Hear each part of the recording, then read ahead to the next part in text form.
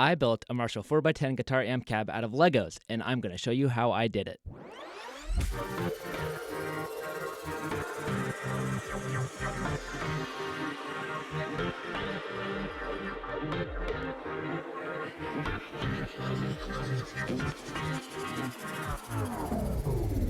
I began by using a page of schematics I found drafted up of a 1960 Marshall 4x10 cab. I used the super helpful LEGO units converter to translate the measurements into bricks and studs. From there, I just began to draft up ideas in BrickLink 3D Studio to create this monster. I originally wanted to make a slanted cab, but Marshall cabs use a 79-degree slant, while the closest slanted brick LEGO offers is a 75-degree. I experimented with using a hinged piece with slanted bricks behind it, but I couldn't get anything satisfactory. I finally decided a square cab would look more like a LEGO brick anyways. I decided on a 4x10 instead of the more traditional 4x12 because I have started to like the smaller cabs and the ease of transportation they provide while maintaining the big sound. I designed in white, but I played around with a few different color ideas and finally decided on using the 4 main LEGO colors: green, red, blue, yellow, and of course, light bluish gray for the corners to create the look of the metal corner guards. I then spent several hours pricing out and ordering the necessary bricks and plates off of BrickLink. The cheapest way ended up being ordering from 7 different sellers in 5 different countries. Packages showed up every couple of days for the next month. I also ordered 4 Celestion speakers, 2 amp handles, 4 casters, grill cloth and piping, and a Marshall jack plate.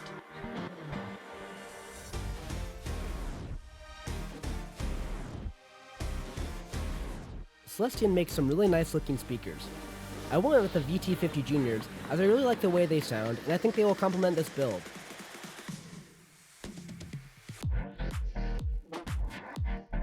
I started by putting everything together without glue to make sure my design worked and to randomize the colors properly. I then set up my studio and began recording the build and glue process.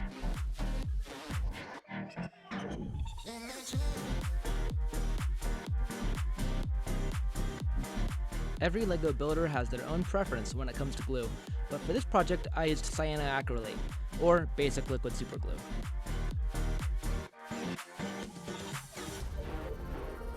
Randomizing the colors is one of the biggest challenges I faced in this assembly. I wanted to make sure that there was a good distribution of colors and no sections or patterns were present.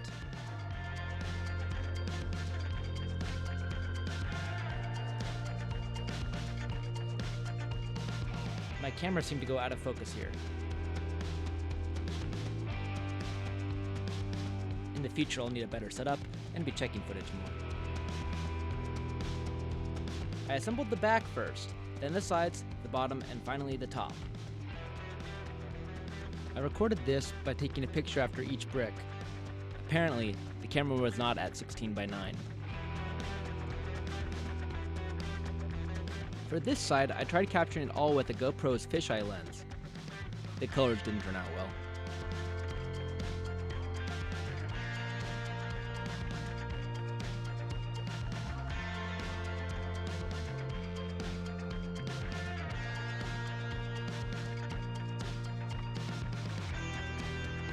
For the bottom, I tried taking pictures after each plate as well.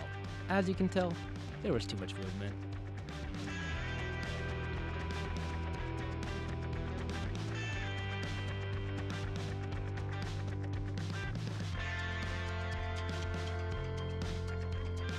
For the top, I used 1 layer of plates on standard base plate cut to size.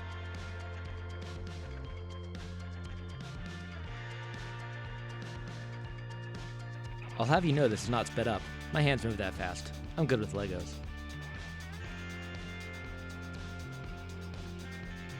One drawback of the superglue is the chalky buildup that it can create on the sides of bricks due to handling. I used a polishing head and water with my drill to remove this film. While the Legos themselves are certainly strong when glued, this giant cabinet of Legos will need to be able to suspend 20 pounds of speakers and hold another 50 pounds of an amplifier on top. To achieve this strength, I reinforced the bottom, top, and sides with 1/2-inch plywood. I glued the plywood to the bricks using expanding Gorilla Glue. Shout out to the homie Harambe for being the glue that holds us together. Next, I attached the sides to the top and bottom.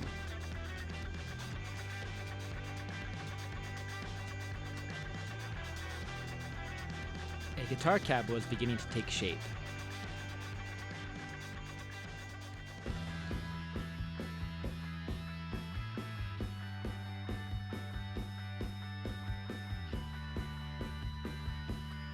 While gluing the wood in for the sides, I made sure to double check the angles.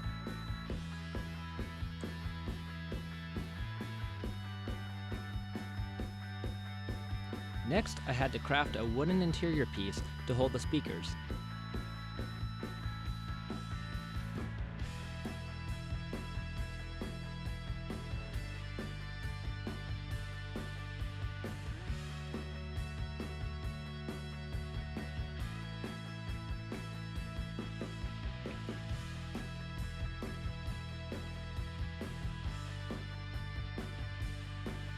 Using a jigsaw, you really can't get perfect circles, but it really doesn't matter how perfect the circles are, you're never going to see it unless the amp's open.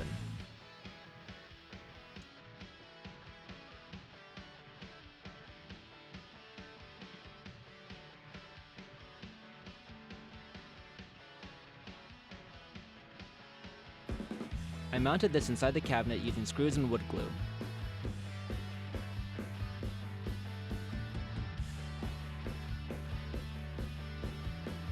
I screwed in the casters on the bottom of the amp.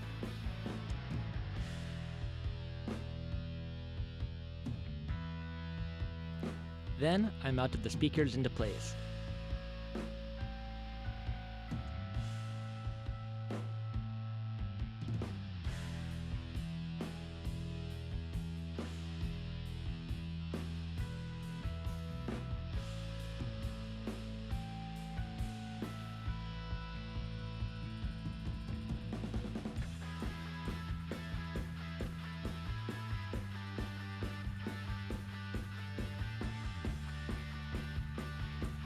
While I was working on the cab, I decided that I wasn't happy with the pointed corner bricks I had used on the corners and opted for the more rare slanted corner style. To all of the true LEGO fans out there, I apologize for the graphic content.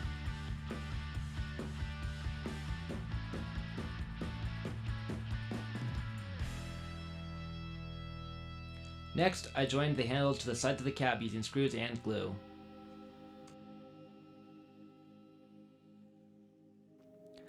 I wired up the speakers and added the jack plate to the back panel and connected the two. The back panel connects to the rest of the cab using Technic pins.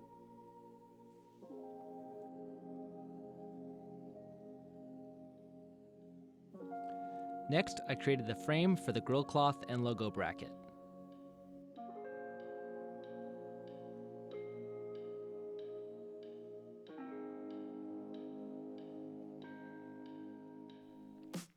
Despite years of both sewing and audio experience, I've actually never worked with grill cloth before. Stretching it evenly is quite a difficult task. Next came painting the grill cloth. This is where we turn a 4x12 into a 2x2 brick. To do this, I had to cut out several different stencils.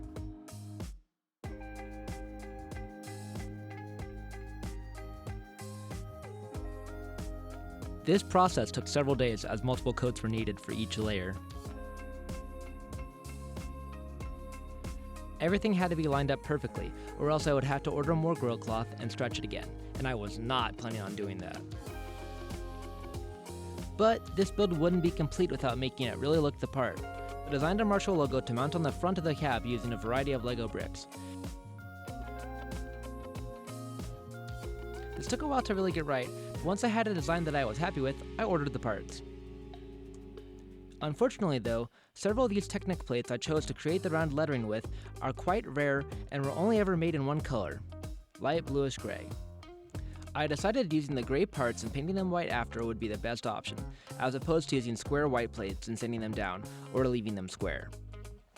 Shout out to Mythbusters for teaching me that baking soda cures superglue faster. Really saved my life here. Hey there, Robocop. Next, I made a logo holder to go into the frame.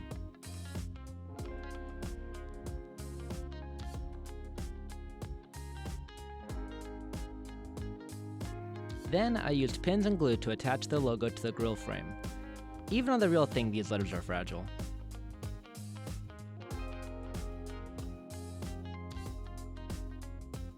I added the white piping around the Grille cloth frame. And finally, I inserted the Grille frame into the rest of the cab and it was complete.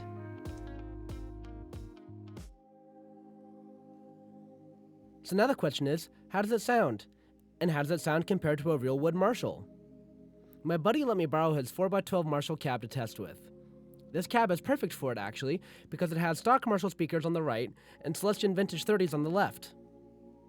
I will also compare it to my personal cab, a Naylor 4x12. These cabs are highly sought after for their handmade quality while being lighter and smaller than a traditional 4x12, basically in a 4x10 format but with 12-inch speakers.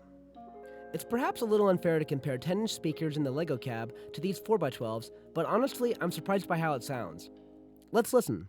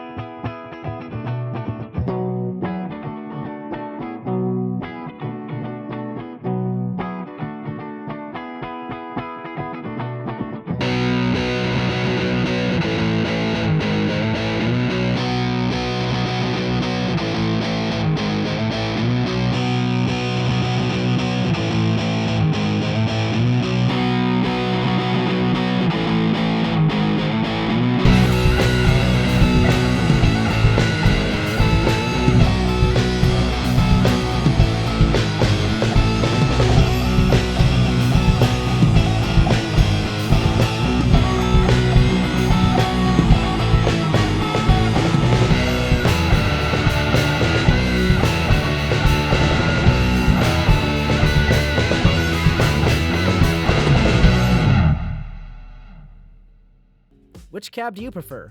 Would you rock a Lego cab? Tell me in the comments below. And feel free to share this video to help me, a budding creator. And thanks for watching. If you want to see other occasional cool builds and projects I work on, subscribe to my channel. Do me a favor and have a great day.